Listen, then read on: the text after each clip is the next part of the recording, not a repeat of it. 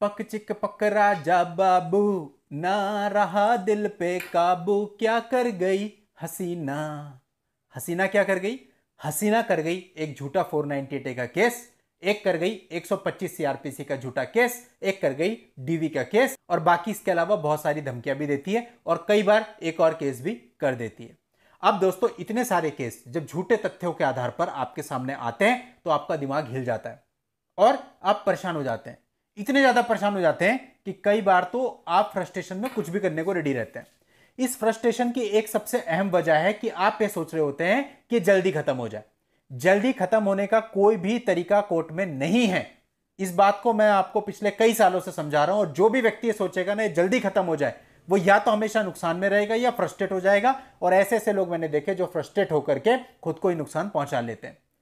कोई फायदा नहीं है। देखिए दोस्तों, मेरे पास एक केस आया गाजियाबाद का, और जो वाइफ थी वो थी यहाँ की देहरादून की।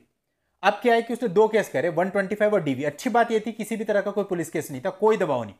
लड़के को मैंने कहा भाई तू बिल्कुल निश्चिंत हो जा, अब केस लड़ेंगे। और 125 का केस स्टार्टिंग में शुरू हुआ। 125 का एक सिंगल केस ऐसा बता दो जिसके अंदर इंट्रीम ना बनता हो।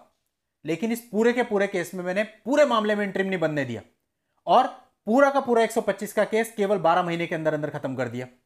12 महीने के अंदर खत्म करने के बाद जो फाइनल मेंटेनेंस का ऑर्डर हुआ उसमें आज तक भी 1 रुपए भी मेंटेनेंस का पे नहीं किया। डीवी का केस 2021 से हो रखा है, उसमें आज तक इंट्री मेंटेनेंस नहीं बनने दिया।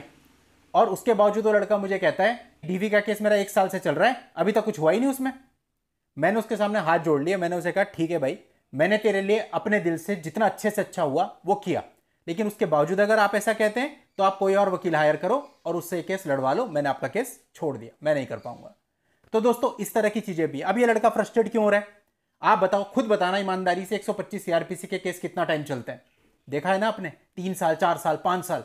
12 महीने में 125 खत्म without any interim maintenance. DV के केस में पिछले 2 साल से कोई मेंटेनेंस नहीं बनने दिया, लेकिन फिर भी आदमी फ्रस्ट्रेट है। क्यों फ्रस्ट्रेट है? क्योंकि उसके मन में जल्दी हो जाए, सब जल्दी हो जाए। करवा लो जल्दी।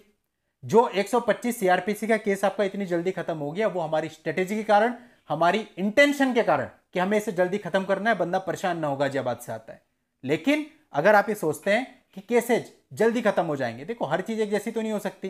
फैमिली कोर्ट में हम जो कर सकते थे हमने कर दिया। अब डीवी के केस में प्रोसीजर लच्चर है, टाइम लगता है, और उसने हमसे पूछा, हमने उसे कहा भाई इसमें थोड़ा टाइम लगेगा। बस इतने पे बंदा नाराज हो गया, फ्रस्ट्रेट हो गया कि मेरे को तो जल्दी रिजल्ट चाहिए। जल्दी का कोई भी साधन नहीं है। इस चीज को पहले आप अपने दिमाग में फिट कर लो। अब अगर आपने इस चीज को फिट कर लिया तो अब आप पूरी चीज को बहुत ही आसानी से लड़ सकते हो।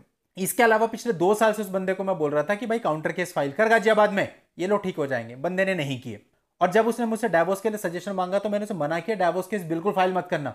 लेकिन बंदे ने मुझे बिना बताए डाइवोर्स केस फाइल कर दिया। अब अगर आप भी ऐसा करते हैं, मतलब आप बात तो किसी की नहीं मानते, लेकिन रिजल्ट आपको पॉजिटिव चाहिए, वो कभी भी नहीं होगा। आज आप पूरा समझ लो, बहुत आसानी से आपको मैं समझाने की कोशिश करूंगा और सिंपल वे में आप उसे ग्रास्प करोगे।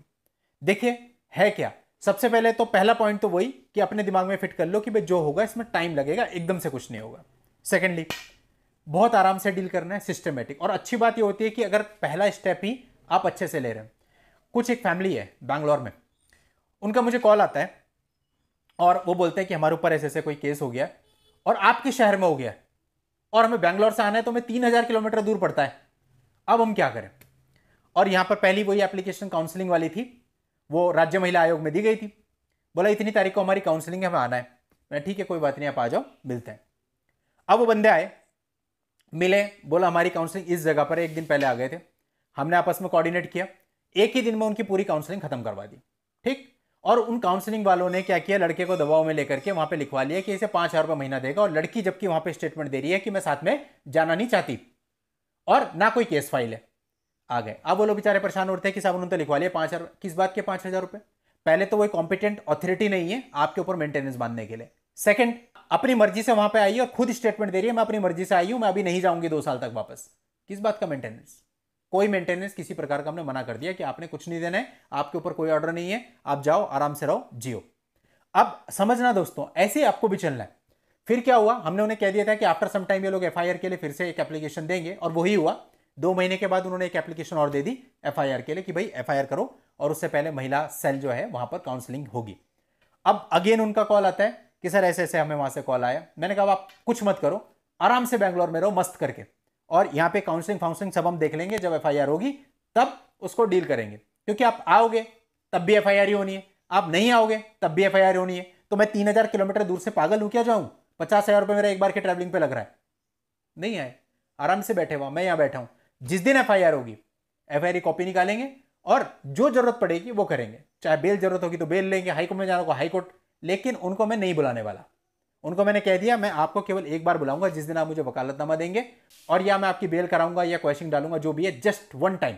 बाकी पूरी पुलिस इन्वेस्टिगेशन में मैं आपको नहीं बुलाने वाला हूं। उसी दिन आपके पुलिस में जो कार्रवाई होगी वो आईओ से बात करके वो करवा देंगे। यानी कुल मिलाकर के बैंगलोर से लेकर के यहां तक जितना आना पड़ता है काउंसलिंग में 3 बार 4 बार, फिर उसके बाद आपको पुलिस का भी पता है, वो सारी हैरेसमेंट मैंने उनकी जीरो करवा दी।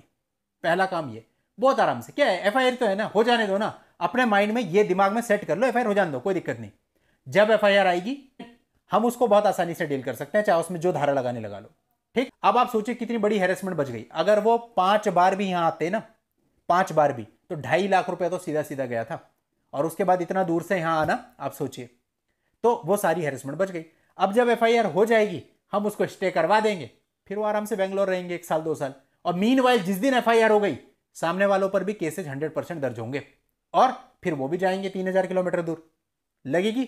तो फिर यही आपको भी करना है, एक स्टेप। अब अगर उनके ऊपर कोई केस दर्ज होता है बेंगलोर में, जो जो उन्होंने किया है उसके आधार पे, तो दोस्तों यकीन मानिए इस केस के अलावा अगला केस करने की हिमाकत नहीं करेंगे। लेकिन आप लोग वेट करते हो, आप लोग अपनी तरफ से कोई एक्शन नहीं लेते, एफआईआर होने देते हो, पुलिस का हैरेसमेंट पूरा झेलते हो कंप्लीट, फिर अननेसेसरी कई बार हाई कोर्ट सुप्रीम कोर्ट तक हो जाते हो जिसकी जरूरत नहीं होती। और इतना वो दूसरा भी कि डाल देते हैं, डीवी का तीसरा भी डाल दे 125 का। जब आपके ऊपर मेंटेनेंस बन जाता है, आपको लगता है मेरा 3-4 लाख एरियर हो गया, फिर आपको ध्यान आता है कि यार वो सर बता रहे थे, शायद देखते हैं अपनी तरफ से कुछ हो सकता है, तो तब कहते हैं सर हमको कुछ करना है। ये आपकी स्ट्रेटेजी होती है। तो इस तरह से चलोगे तो फिर नुकसान उठाओगे। अब एफआईआर हुई, एफआईआर को हम डील कर लेंगे, मीनवाइल हमने केस कर दिया। जब इनको 3000 किलोमीटर दूर जाना पड़ेगा, डेफिनेटली जब एक बार की ट्रैवलिंग का 50,000 रुपये लगता है, मैं तो किराया दूंगा नहीं आपको, आप अपने आप आओगे, क्रिमिनल केस है। और आप तब खुद कहोगे मुझे कि आप इसको डील करो। मैं आपको कहूंगा आप अपनी एफआईआर वापस लो, आपको लेनी पड़ेगी, म्यूचुअल डाइवोर्स कर लेंगे, बात खत्म, पैसा एक नहीं दूंगा। ये जो झूठे केस डाल करके पैसे लेने का सिस्टम है, इसको जड़ से उखाड़ना है, और इसको हम जड़ से उखाड़ेंगे। बस शर्त इतनी होती है कोई केस डे फर्स्ट से हमारे पास आ जाए, तो आप उस चीज को उसी स्ट्रेटेजी के साथ लेकर के आगे चल सकते हो, बशर्ते क्लाइंट भी ऐसा होना चाहिए जो आपकी बात मानता हो। कई बार होता है कि आप तो बता रहे हो, जैसे मैंने आपको गाजियाबाद वाला एग्जांपल दिया, लेकिन क्लाइंट नहीं मान रहा, उसमें आप कुछ भी नहीं कर सकते। आप कितना ही भला कर लो उस क्लाइंट के साथ, बाद में आपको गलती बोल के जाएगा, उसका कोई भी हल नहीं है किसी भी तरह का। हाथ जोड़ने ज्यादा सही है कि भैया जैसा आपको अच्छा लग रहा है आप वैसे करिए। सिस्टम बहुत सिंपल है कि आपको इनको बहुत स्मूथली डील करना है, एक सिस्टम से स्मार्ट गेम खेलना है, ज्यादा चक्कर में नहीं पड़ना। बैठे मत रहो कि पहला भी आ जाए, दूसरा भी आ जाए, तीसरा भी आ जाए, फिर मैं हर डेट पे आ रहा हूं, फिर मैं मेंटेनेंस बंधवा रहा हूं अपने ऊपर। इतनी छूट मत दो इन लोगों को, शुरुआत में ही जकड़ लो अच्छे तरीके से, और बस वहीं पे ये चीजें आपकी खत्म हो जाएंगी। खत्म तो होगा ये सिस्टम, ये तो मैं आपको बता रहा हूं। ठीक है, अभी सिस्टम इस चीज को ज्यादा महत्व नहीं दे रहा है, लेकिन जैसे को तैसा हम करेंगे तो ये चीजें अपने आप ही खत्म हो जाएंगी। और बहुत हद तक देखो इस पर लगाम लगी भी है, जो मैं देख रहा हूं, समझ रहा हूं, और आगे भी आने वाले समय में ये चीजें कम होंगी जब आप एग्जाम्पल सेट करोगे। और हम ये एग्जाम्पल सेट ही करने तो बैठे हैं, तो सब कुछ आपके ऊपर है। वी आर नथिंग, स्टेप्स आपको लेने, सोचना आपको है, कैसे आगे बढ़ना है, सब कुछ आपके हाथों में है, आप कैसे चलते हैं वही चीज डिसाइड करेगी कि आप इन चीजों से कितनी जल्दी और कैसे बाहर आते हैं। चलिए दोस्तों, आज के इस वीडियो में इतना ही। नेक्स्ट वीडियो में नई जानकारी के साथ मैं आपसे फिर मिलता हूं, तब तक के लिए goodbye and thank you for watching, take care.